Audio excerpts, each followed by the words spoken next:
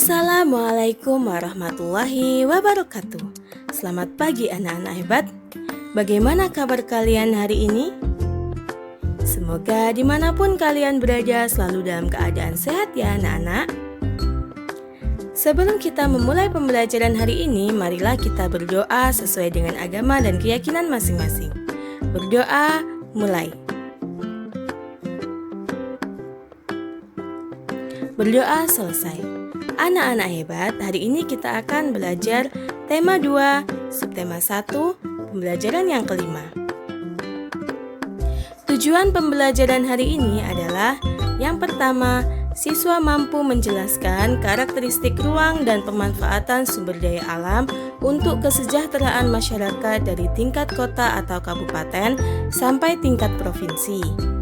Yang kedua, siswa mampu mengkomunikasikan karakteristik ruang dan pemanfaatan sumber daya alam untuk kesejahteraan masyarakat dari tingkat kota atau kabupaten sampai tingkat provinsi dengan percaya diri. Anak-anak hebat, pada pembelajaran sebelumnya kalian telah berlatih teknik vokal dalam menyanyikan lagu Menanam Jagung. Menyenangkan bukan? Kira-kira sumber daya alam apa yang disebutkan dalam lagu Menanam Jagung itu? Ya, tepat sekali. Sumber daya alam yang disebutkan pada lagu Menanam Jagung itu adalah jagung. Jagung adalah salah satu sumber daya alam yang berasal dari bidang pertanian. Indonesia juga kaya dengan sumber daya alam laut, salah satunya adalah ikan. Tahukah kalian sumber energi yang digunakan untuk mengeringkan ikan?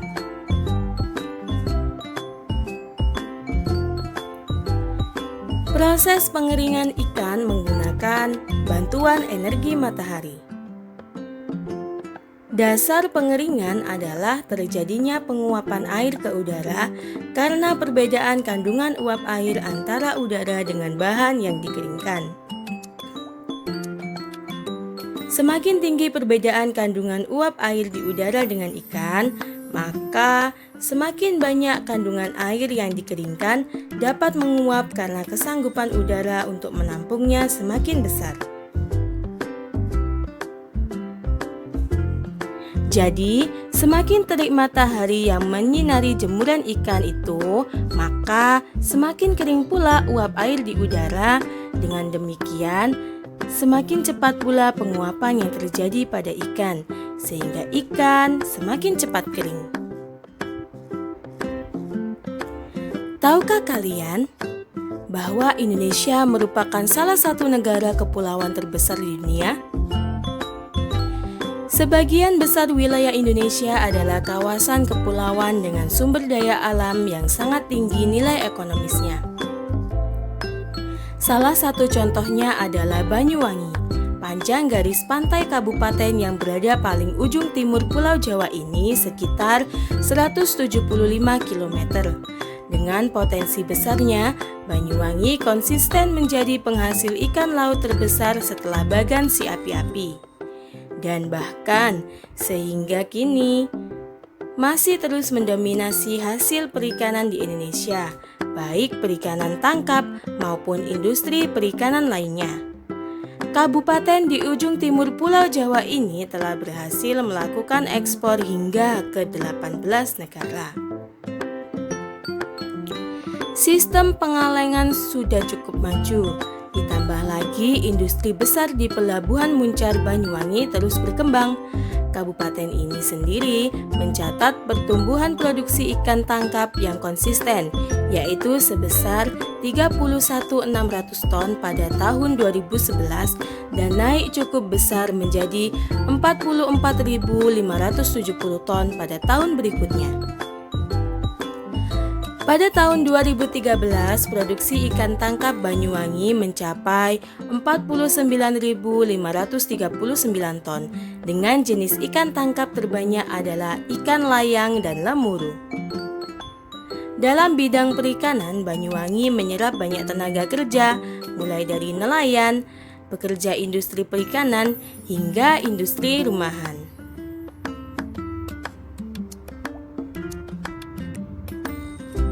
Berdasarkan teks bacaan tadi, didapatlah informasi bahwa terdapat keterkaitan antara letak geografis Banyuwangi dengan sumber daya alam yang dihasilkannya.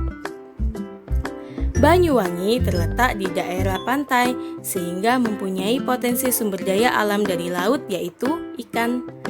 Panjang garis pantai Banyuwangi yang berada paling ujung timur Pulau Jawa ini sekitar 175 km. Dengan potensi besarnya tersebut, Banyuwangi konsisten menjadi penghasil ikan laut terbesar setelah Bagan Si Api-api.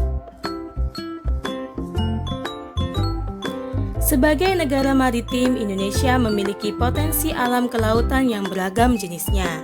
Berikut merupakan jenis-jenis sumber daya alam kelautan yang ada di Indonesia. Pertama, perikanan.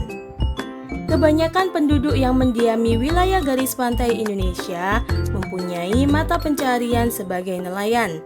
Mereka menangkap ikan menggunakan jala atau jaring dan juga alat pancing atau kail. Hasil tangkapan ikan kemudian dijual di tempat pelelangan ikan. Jenis ikan konsumsi yang terdapat di perairan Indonesia antara lain cakalang, layur, tuna, pelagis, demersial, karang, udang, dan cumi-cumi.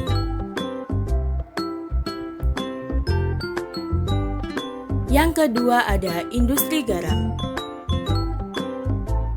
Garam merupakan salah satu bumbu masakan yang dibutuhkan masyarakat Indonesia. Selain digunakan untuk keperluan rumah tangga, garam dibutuhkan untuk industri.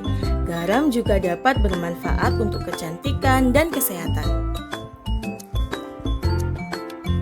Sentra industri garam di Indonesia terletak di Cirebon, Pati, Rembang, Gresik, Madura, Bima, dan Jeneponto. Garam laut dibuat dengan cara menguapkan air laut dengan bantuan sinar matahari. Yang ketiga ada rumput laut.